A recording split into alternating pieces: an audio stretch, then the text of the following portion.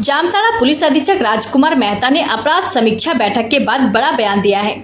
उन्होंने बताया कि जिले के सभी थाना प्रभारी, इंस्पेक्टर और डीएसपी को स्पष्ट निर्देश दे दिए गए हैं कि विधि व्यवस्था को पूरी तरह चुस्त दुरुस्त रखा जाए। पश्चिम बंगाल चुनाव को देखते हुए बॉर्डर से जुड़े इलाकों में हाई अलर्ट जारी किया गया है। चेक पोस्ट पर अब तीनों शिफ्ट में सख्त जाँच होगी और खुद वरिष्ठ अधिकारी इसकी निगरानी करेंगे। वहीं जिले में कल से एक बड़ा अभियान शुरू किया जा रहा है। हेलमेट चेकिंग, गाड़ी के कागजात और संदिग्ध लोगों पर कड़ी कार्रवाई की जाएगी ताकि सड़क दुर्घटनाओं और अपराध पर रोक लगाई जा सके। एसपी ने जनता से अपील की है कि यातायात नियमों का पालन करे और प्रशासन का सहयोग करे। साथ ही साइबर अपराध के खिलाफ भी बड़ा अभियान चलाया जाएगा। नए नियमों के तहत विशेष टीमें गठित की गई है जो सूचना मिलते ही तुरंत कार्रवाई करेगी। कुल मिलाकर जामताड़ा में अब कानून तोड़ना आसान नहीं होगा। अपराध गोष्ठी का आयोजन किया गया है जिसमें सभी थाना प्रभारी, सभी इंस्पेक्टर और सभी डीएसपी जो है सम्मिलित हुए हैं। मेरे स्तर से इन्हें विधि व्यवस्था को ठीक करने के लिए और चुस्त दुरुस्त करने के लिए सभी निर्देश जारी किए गए हैं। विशेष करके पश्चिम बंगाल के इलेक्शन को देखते हुए जो हमारी बॉर्डरिंग थाना है उनको अधिक सतर्क किया गया है और बॉर्डर चेक पोस्ट को हम लोग कठोर कर रहे हैं। और आज से हम लोग लगातार तीनों शिफ्ट में जो है वहाँ पे कठोरता से चेकिंग करने के निर्देश दिए गए हैं। इसमें सभी डीएसपी और इंस्पेक्टर जो है निरंतर इनका चेकिंग भी करेंगे।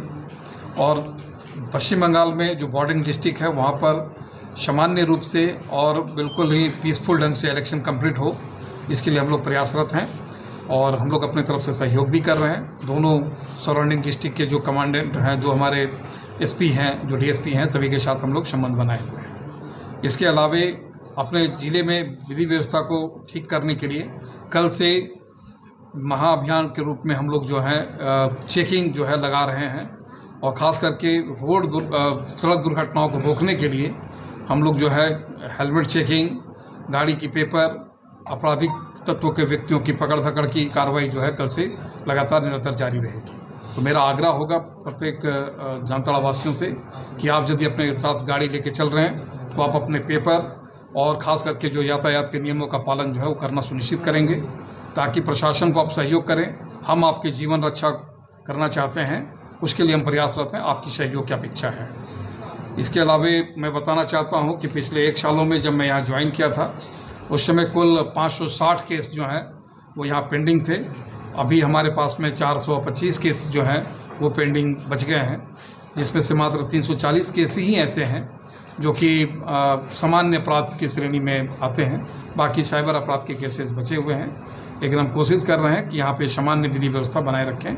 सभी थाना प्रभारियों को चौकस किया गया है। सर, साइबर अपराध को लेकर के सर आज की बैठक में क्या कोई खास निर्देश दे रहे हैं या उसके लिए क्या? नहीं, साइबर अपराध में जैसा कि आप जानते हैं कि 1 अप्रैल से भारत सरकार के द्वारा और झारखंड सरकार के द्वारा जो है वो कड़े किए गए हैं नियम, और उन नियमों के आलोक में हम लोग अब कल से हमारी साइबर अपराध को रोकने के लिए बड़ी अभियान और बड़ी रेड के आयोजन हमारे के द्वारा किया जा रहा है, जिसमें अब जामताड़ा में 2 अलग अलग टीम जो है इस पर काम करेंगे।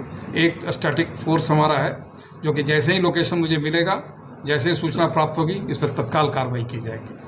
अभी तक साइबर अपराध को रोकने के लिए हम लोग अच्छे प्रयासरत हैं। मेरी ज़िले की रैंकिंग जो है काफ़ी नीचे गई है। मैं कोशिश करता हूं कि जामताड़ा से जो है साइबर का जो दाग है उसको ख़त्म करने का प्रयास किया जा रहा है। सर, साइबर अपराधियों के संपत्ति को लेकर ईडी कुछ कार्रवाई के लिए कुछ लिख रहे हैं या संपत्ति के लिए? नहीं, हम लोग अपने स्वयं से जो है इसकी पूरी खाका तैयार किया गया है। बस कुछ टेक्निकल इश्यूज़ हैं, कुछ ज़मीन के पेपर, कुछ प्रॉपर्टी का वेरिफिकेशन बचा हुआ है। अन्यथा हम लोग के द्वारा जो है अभी कम से कम 5 से 10 लोगों के बीच की जो लोग हैं, जो साइबर अपराधी जो काफ़ी संपत्ति बनाए हैं, उस पर हम लोग सारे जांच कर रहे हैं और जांच करके उस पर संपत्ति को जब्त करने की कार्रवाई भी किया जाएगा।